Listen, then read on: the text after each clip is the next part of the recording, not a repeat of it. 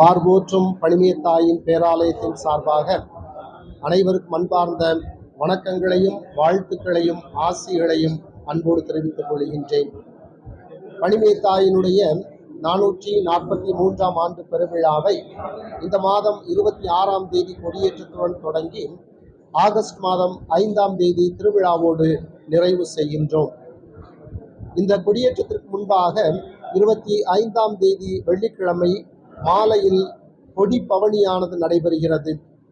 அந்த கொடி பவனியின் போது மக்கள் ஏழை எளிய பிள்ளைகளுக்கும் மக்களுக்கும் உதவுகின்ற விதமாக நோட்டு புத்தகங்களும் துணிமணிகளும் அவர்கள் காணிக்கையாக ஆலயத்தில் கொண்டு வந்து கொடுப்பார்கள். அத்தோடு கூட மாதுள பழங்களையும் மக்கள் காணிக்கையாக அன்னைக்கு செலுத்துவார்கள்.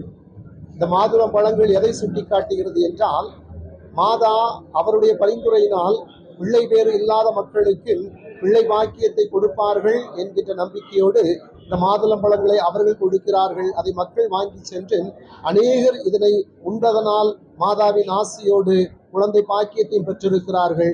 எனவே நன்றியோடும் நம்பிக்கையோடும் அதனை செலுத்துகின்றார்கள். 26ஆம் தேதி காலையில் 7 மணிக்கு மேதக ஆயர் அவர்களுடைய தலைமையிலே ஆடம்பர கூட்டு பாடல் திருப்பலி நடைபெறும். ஏறக்குறைய 8:15 மணிக்கு திருவிழா கொடியேற்றமானது மிக பிரமாண்டமான முறையில் வளாகத்தில் நடைபெறும்.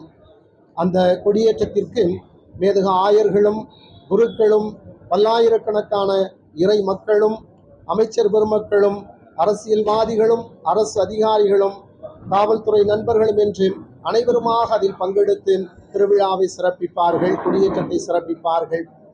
ஒவ்வொரு நாளும் ஏறக்குறைய 11 நாட்களுக்கு ஒவ்வொரு நாளுமே தினமும் 4 ஜெபமாலைகள் மாதாவினுடைய மகிமைக்காக ஒப்புக் கொடுக்கப்படுகிறது. 8 திருப்பலிகள் ஒவ்வொரு நாளும் நடைபெறுகிறது. ஒவ்வொரு நாளும் மதியம் 3:30 மணிக்கு மாதாவினுடைய மகிமையை பரப்புகின்ற விதமாகவும் மக்களை நல்வழிப்படுத்துகின்ற விதமாகவும் அருள் உரைகள் என்று அழைக்கப்படுகின்ற மறையுரைகள் வழங்கப்படுகின்றன. ஒவ்வொரு நாளும் இரவு 7 மணிக்கு திவ்ய நற்கருணை ஆசீரானது பேராலயத்தில் நடைபெறுகிறது. அதனைத் தொடர்ந்து ஏறக்குறைய 8:30 மணிக்கு பள்ளி வளாகத்தில் பேராலய வளாகத்தில் பள்ளிக்கூடங்கள் இணைந்து கொடுக்கக்கூடிய கலை நிகழ்ச்சிகளும் ஒவ்வொரு நாளும் நடைபெற்றுக் கொண்டிருக்கிறது. திருவிழாவிலே 3 முக்கியமான நாட்கள் சிறப்பம்சம் நிறைந்ததாக அமைந்திருக்கிறது. ஒன்று, அந்த திங்கட்கிழமை 4ஆம் தேதி திங்கட்கிழமை மாலையிலே மேதகு கர்தினால் அவர்கள் பேராலயத்திற்கு வருகை தந்து அவர்கள் ஒரு ஆடம்பர கூட்டு திருப்பலி ஒப்புக் கொடுப்பார்கள் மாலையில் 5:30 மணிக்கு. எனவே அந்த கர்தினால் வருகை என்பது இந்த ஆண்டு சிறப்புக்குரியதாக அமைந்திருக்கிறது. 3ஆம் தேதி ஞாயிற்றுக்கிழமை காலையில் சிறு பிள்ளைகளுக்கு என்று மேதக ஆயர்கள் புதுநன்மை வழங்குகின்றார்கள்.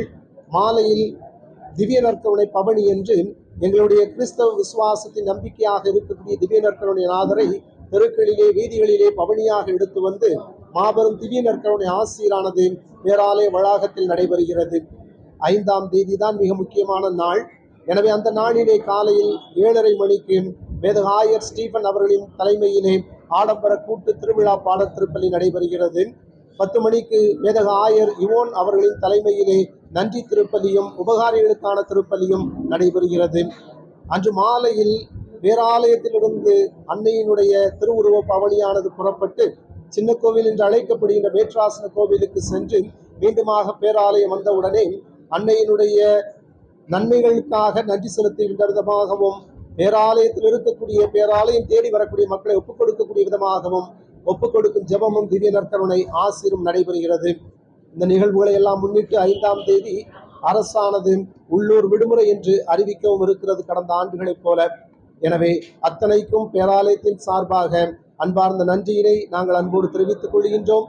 அரசு அதிகாரிகளுக்கும் பத்திரிகை நண்பர்களுக்கும் பல்லாயிரக்கணக்கான மக்கள் வெளியூர்களிலிருந்து வெளிநாடுகளிலிருந்து வருகின்றார்கள், அவர்களுக்கும் அன்பார்ந்த நன்றிகளை அன்போடு தெரிவித்துக் கொள்கின்றோம்.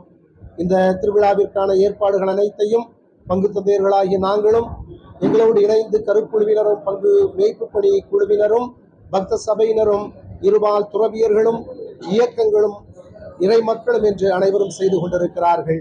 எனவே தாயினுடைய விழாவை மிகவும் சிறப்பாக கொண்டாடுவோம் என்று அனைவரையும் அன்போடு வரவேற்கின்றோம்.